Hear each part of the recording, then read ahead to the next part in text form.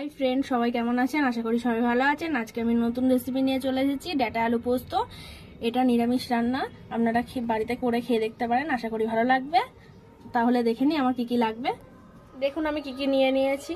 এখানে ডাঁটা আলু কেটে রেখেছি, এই দেখুন এরকমভাবে আলু কাটতে হবে, এই যে ডাঁটা।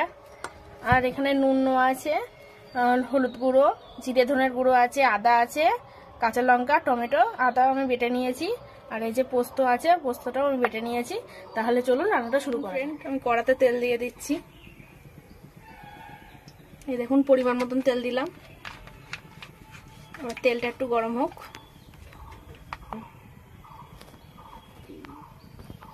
দেখুন ফ্রেন্ড, আমার তেল গরম হয়ে গেছে। এবার আমি এতে কালো জিরে, এই দেখুন কালো জিরে ফোড়ন দিয়ে দিচ্ছি।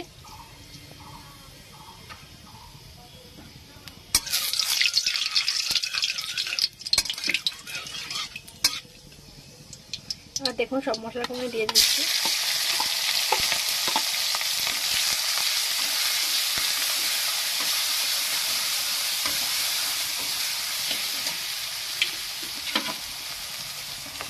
একটা ধুয়ে সামান্য একটু জল দেবো।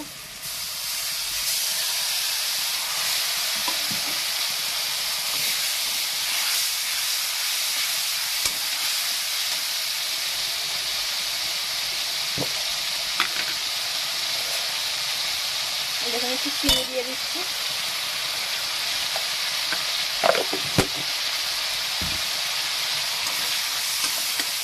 এবার মশলাটাকে আমি একটু কষিয়ে নেব।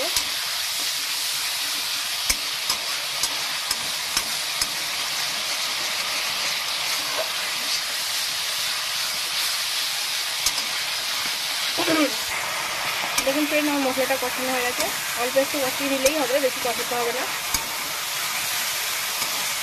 এবার আমি এই ডাঁটা আলুটা তুলে দেবো।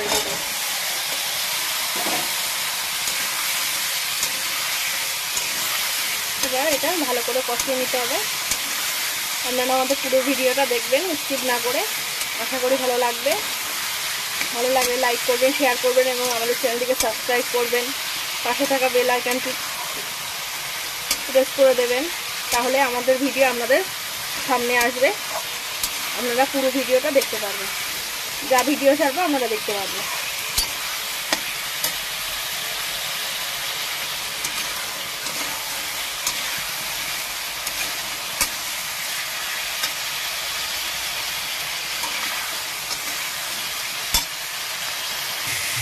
দেখুন ফ্রেন্ড, আমার আলু আর ডাঁটাটা কষানো হয়ে গেছে। এই দেখুন এরকমভাবে ভালো করে কষিয়ে নিতে হবে। এবার আমি এতে একটু জল দিয়ে দেবো, অল্প দেবো, বেশি দেবো না। এই আলুটা সিদ্ধ হবার মতন জল দিলাম।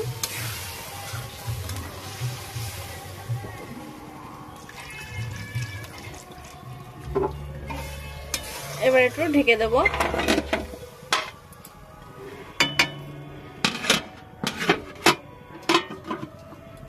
দেখুন ফ্রেন্ড, আমি এবার ঢাকনাটা সরিয়ে দেবো। দেখুন এখনো জল আছে এতে। আমি এবার পোস্তটা দিয়ে দেবো। পাত্রটা একটু ধুয়ে দেবো, দিয়ে এবার একটু নেড়ে নেবো।